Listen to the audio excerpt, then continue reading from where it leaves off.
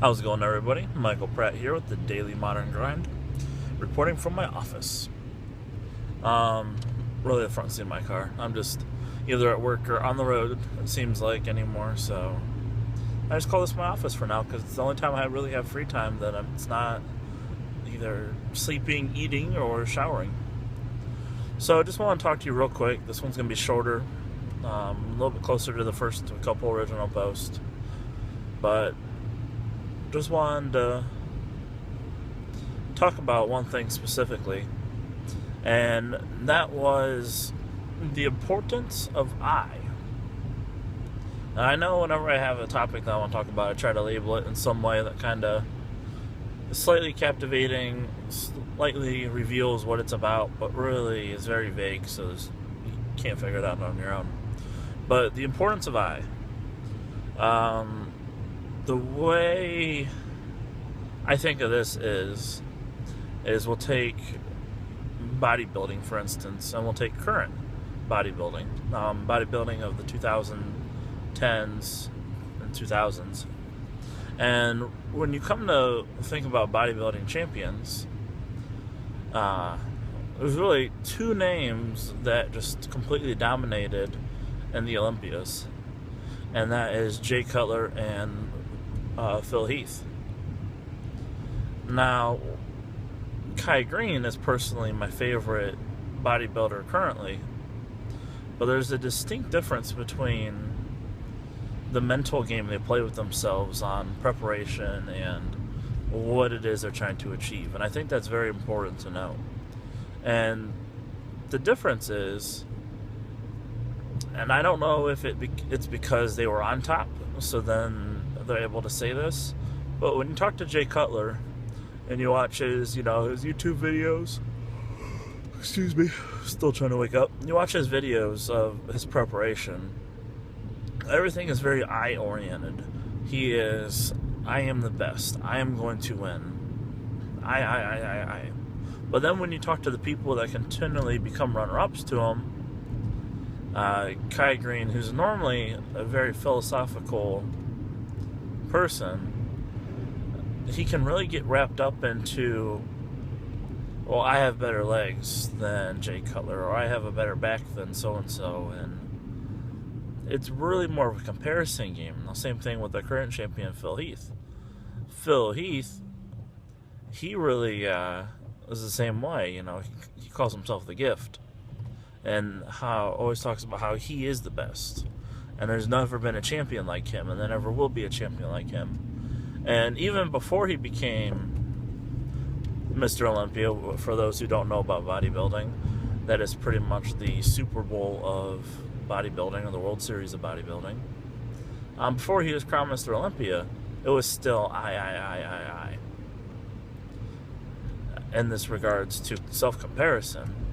And then Kai Green, like I said, I don't know if it's because he was always in second place to these two people or what, but you always find himself talking about, his preparation to beat so-and-so. And I find that interesting because traditionally Kai Green's a very philosophical, I don't even know what the right term is, but he's very in touch with himself. Not touching himself, behave. But, so yeah, then you take people like Jordan and Kobe. Jordan and Kobe, Michael Jordan, the greatest basketball player of all time, and Kobe Bryant, the most dominant basketball player in his own era, they're very I-oriented. They talked about how they were the best. They didn't go out on the court and, oh, well, I'm going to beat so-and-so, or I have a better shot than so-and-so. They never really played the comparison game, at least not publicly, and not verbally, to where everybody else could hear it. I don't know if they did it within their own mindset. Hopefully, maybe someday I'll be able to ask one of them. But it was very self-driven and self-comparing, always trying to perfect themselves. And the reason why I bring this up is I've been doing market research lately on the competition in the business that I'm trying to get into. And it was going good. I found a lot of companies that had a lot of shortcomings. And then I stumbled upon a company that's very, very, very similar to the concept that I wanted to have. And I just started playing all kinds of mind games with myself. Started telling myself, oh, it's already been done, see? This isn't needed, and just all kinds of things. And it was kind of discouraging, kind of got myself feeling down. And then I just reminded myself that, one, there's more than one major player in every market. There's always the number one guy, and then there's the number two guy. And there's at least always one and two. So even if there is one player that's already established that's doing not nearly as well as how I feel they should, excuse me again. There's always room in the market for somebody else. You just have to be good. And what I've been doing is I've been drawing comparisons on what all the major players do well and what they don't do well. And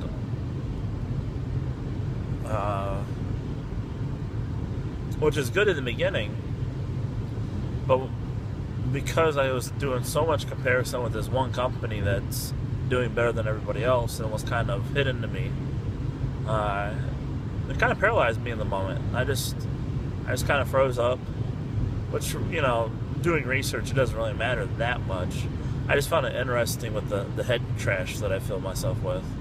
And then I just decided, let them be them, and I'm going to come into the market doing it my way and just trying to perfect my own personal business instead of worrying about being better than them or one-upping everything that they do well. So that's pretty much a quick summary to what I wanted to talk about. And I'm going to go in depth more about it, and I kind of feel a book on this subject coming. But just in the beginning, it's good to compare to see who's where you want to be so you can learn from them. But once you're actively progressing towards that goal, drop the comparison game and just try to be the most perfect version of you. It's really the best thing I feel you can do for yourself. Now, if you're ever lost, go ahead or if you hit a wall, go ahead and look at those major competitors or major players that are exactly where you want to be and see how they overcame it, but don't do any type of comparing whether or not they do this better than you, especially in that middle stage to where you're trying to develop, because it can easily become overwhelming.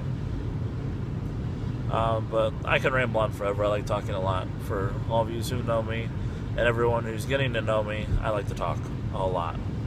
So I'm going to go ahead and get off here and concentrate on the roads. It's still raining. And I'll talk to everybody soon. So keep grinding, everybody.